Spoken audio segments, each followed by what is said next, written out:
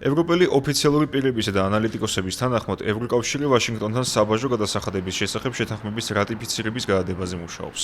ევროპული ბლოკის სახელმწიფოთა კანონმდებლებს ამ პროცესის შეჩერებისკენ უბიძგა დონალდ ტრამპის სავაჭრო პოლიტიკის იღბლივ არსებულმა სამართლებრივმა და პოლიტიკურმა გაურკვევლობამ.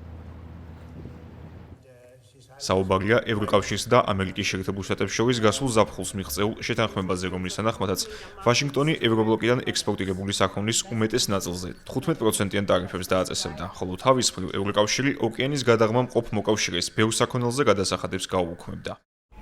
აღელჩინოსნების თანახმად ბრიუსელი ახლა უკიდურესად ფრთხილ პოლიტიკას ატარებს, როდესაც თანხმდება შეთანხმების რატიფიცირების გადადებაზე, რადგან ეს შესაძლოა დამატებითი და გაუთვალისწინებელი პრობლემების გამოწვევი აღმოჩნდეს. მით უმეტეს იმის გათვალისწინებით, რომ ამერიკის უზენაესმა სასამართლომ უკანონოდ ცნო დონალდ ტრამპის მხრიდან სხვადასხვა ქვეყნისთვის დაწესებული ტარიფები და ქვეყნის პრეზიდენტი ფედერალური კანონმდებლობის დარღვევაში დაადანაშაულა, რასაც ტრამპი სამწუხარო მოვლენად აფასებს.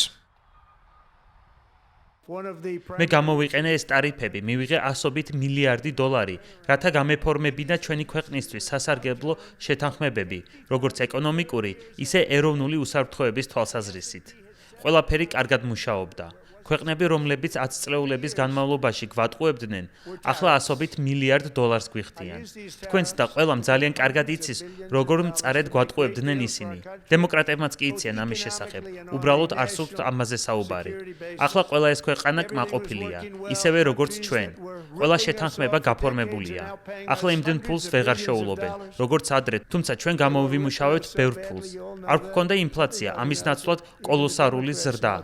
თავარი ამბავი ის იყო, რამდენად სწორად იწინასწარმეტყველა დონალდ ტრამპმა ეკონომიკური მდგომარეობა.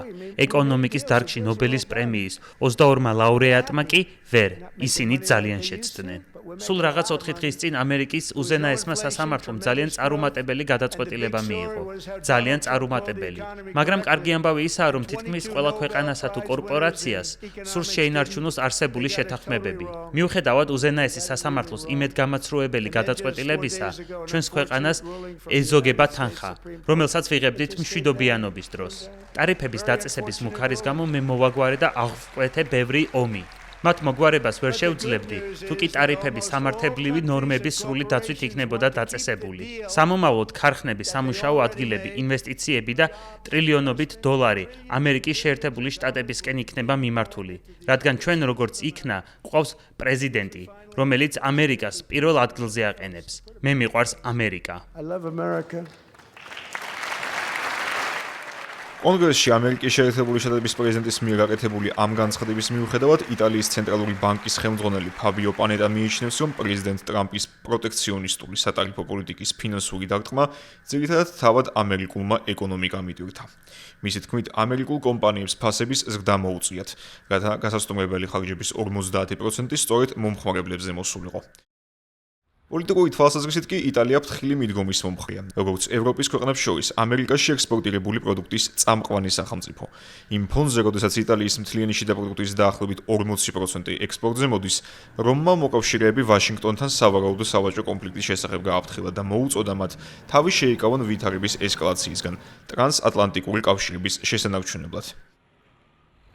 იტალიის საგარეო საქმეთა მინისტრმა ანტონიო ტაიანიმ პირველ რიგში ქვეყნის ეროვნულ ინტერესებზე ისაუბრა. შემდეგ კი დასძინა, რომ შეერთებულ შტატებთან არანაირი სავაჭრო ომი არ უნდა არსებობდეს, ხოლო იტალიურ ბიზნესს უნდა ჰქონდეს მთავრობის ნდობა, რადგან მისი სიტყვებით, სწორედ ქვეყნის ხელისუფლებამ მისცეს, როგორ დაიცვას მათი ინტერესები საუკეთესოდ. დიპლომატის თანახმად, ამერიკული მხარისგან მათ მიიღეს გარანტია, რომ იტალიური კომპანიებისთვის არ შეიქმნება არასტაბილური გარემო.